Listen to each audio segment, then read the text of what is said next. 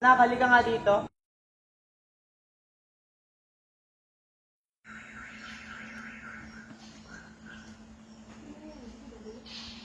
Ito yung titulo ng lupa, pag-uusapan natin yung mana yung magkapatid.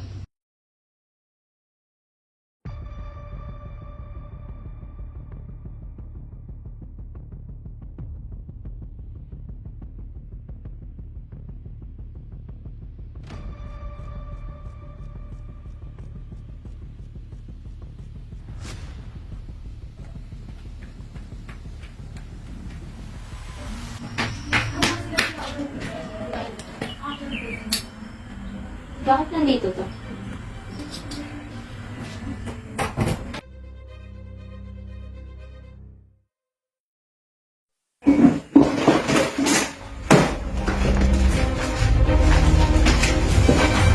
Nasaan yun? Ba't wala dito? Uy, ate. Ikaw akong tao nung nakarang araw. May labas nyo. Sumilip-silip sa gilid-gilid dun sa bandang bahay niya. Nakita mo ba yung mukha? Hindi ate, naka-face mask siya tapos naka-jacket naman.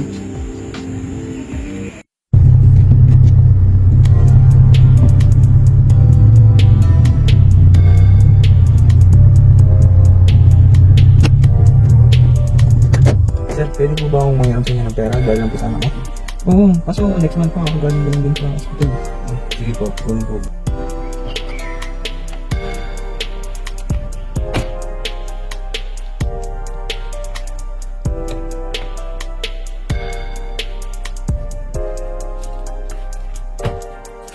Ay, ate! Nakauwi na ako! Ate, ba't ganyan yung mukha mo? Nakasimangot ka? May problema ka ba? Paano ko ba sasabihin to? Ate, anong problema? Nawawala kasi yung title ng lupa. Sabihin natin kay tatay. Hindi pwede. Baka ma-hospital na naman si tatay, kagagalingin lang niya doon. I-report ko na lang kaya to sa pulis. Ate, alam na ba ito ni Ate Babylin? Ate, halika muna dito. Ano po yun, ma'am? Upo ka muna. Sige po, ma'am.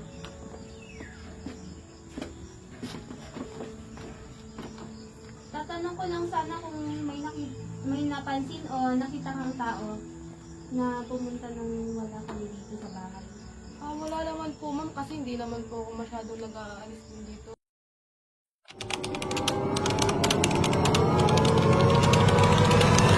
Ma'am, good morning po. Ay, good morning. Upo muna kayo. Anong maitutulong ko sa inyo, ma'am? Magre-report lang po sana ako tungkol sa nawawalang property po namin. Okay, ma'am. Ano po ang nawawalang property niyo, ma'am? Yung title po ng lupa namin. Okay. Missing properties? Yes, ma'am. Sinong tao ang hinalan or sinong kumuha? May idea? Ma'am, wala po kami idea po. Secure naman po yung bahay. Tsaka imposible po yung tansa ng pwede. Okay. Kailan ito nangyari?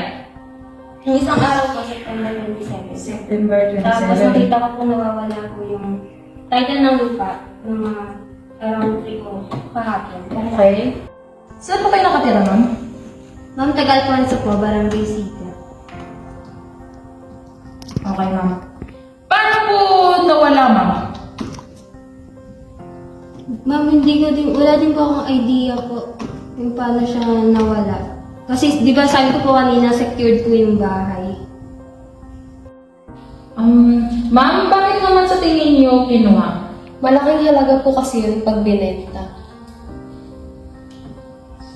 Tsaka po parang yung lupa po na nakapangalan sa title ay 10 hectares po yata. Okay. Okay, ma'am. Gagawa po muna kami ng written report bago po kami maghanap ng investigation doon po sa bahay.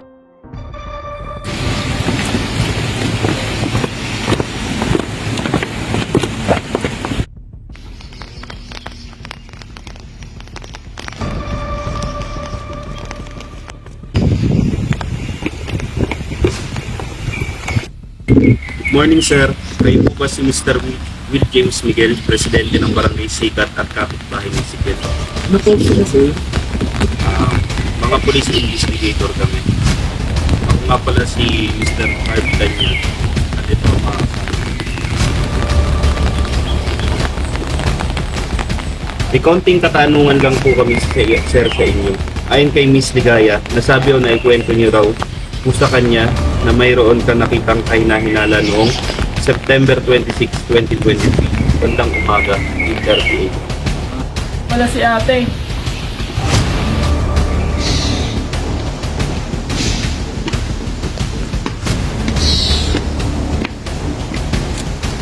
Umaga, ma'am. Good morning po. Ano pong meron? Ma'am, may kukontrol lang po kami sa sinabi ng police. Diba mo? Tungkol po saan? Tungkol po sa nakita ng witness, ma'am, na umaligid sa bahay niyo noong September 26, 2023. Ay ma'am, dito po kayo. Anong siya nakita? Nakilala mo ba? Sir, akala ko po bisita ni ate, kaya tinawag ko po, kaso biglang umalis.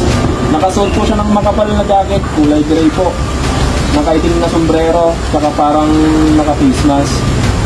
Tama ba yung sinabi niyo? Sir, yes sir. Kanina po yung kalakas na nagsasabi ko sa araw.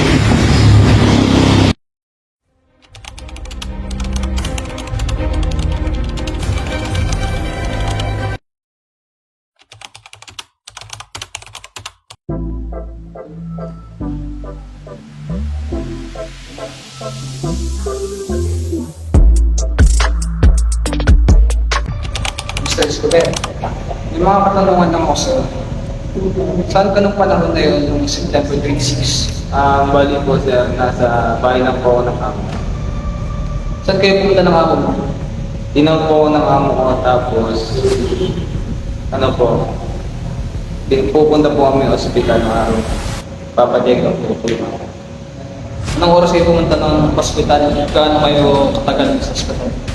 Bali po, nakalis po kami dun mga bansang umaga, 8:30 po.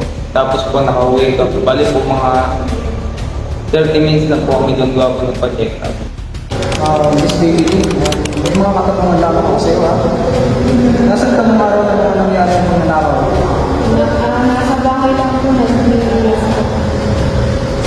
Sino ang mga kapatunayan doon ka sa mga sinasabi mo? Meron naman po CCTV sa bahay na kinakatulungan ko. Sabi ni Jake, pagawin mo na ako bubulmak na ako. Dahil nagtatayo mo yung nasa ospital. Yung nanay mo, ay may sakit. Ikaw lang ang may alam, paikot-ikot sa bahay. Hindi po. Dahil matalag po ako sa kapila doon. Hindi ko po magagawa sa kanila yun. Pero may nakita kami mga pingulis mo doon. Hindi po ang nangyari po ay alam ko po kung Miss Kay, may katanungan na ako sa'yo. Nasaan ka nung araw na nangyari ang pagnanakaw? Umalis po ako sa bahay kung 8 a.m. Sino ang makapagpatunay na nandun ka nga sa sinabi mong lugar o time? Nagpaalam po ako sa kasambahay namin sa baby rin na alis ako ng bahay. Sa'yo ko lang din sasabihin. Sabi ni Miss Lilin, nakita ka niya may hawak na project at baka daw yun yung titulo ng lupa niya. Ba't ko kung gagawin ko? Ay, namin yun. Party din ako doon.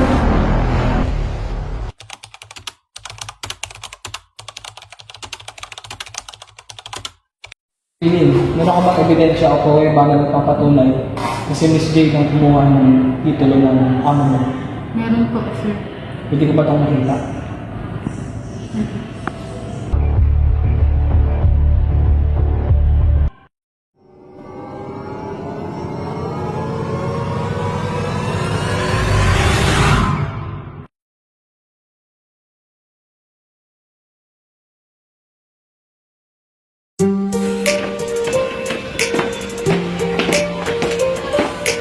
Good morning. Miss Kiambao, may warrant of arrest kami para sa'yo.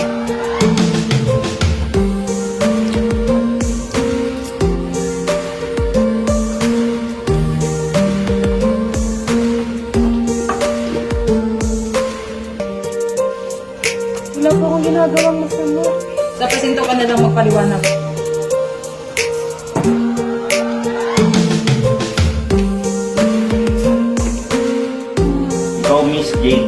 ay inaaresto sa salang Qualified Theft Article 310 under of RPC. Ikaw ay may karapatang manahimik o magsawalang tibok. Ano man ang iyong sasabihin ay maaaring gamitin pabor o laban sa iyo sa anumang hukuman. Ikaw ay mayroon ding karapatang kumuha ng tagapagtanggol ng iyong pinili at kung wala kang kakayahan, ito ay pagkakaloob sa iyo ng pamahalaan. Naiintindihan mo ba ito?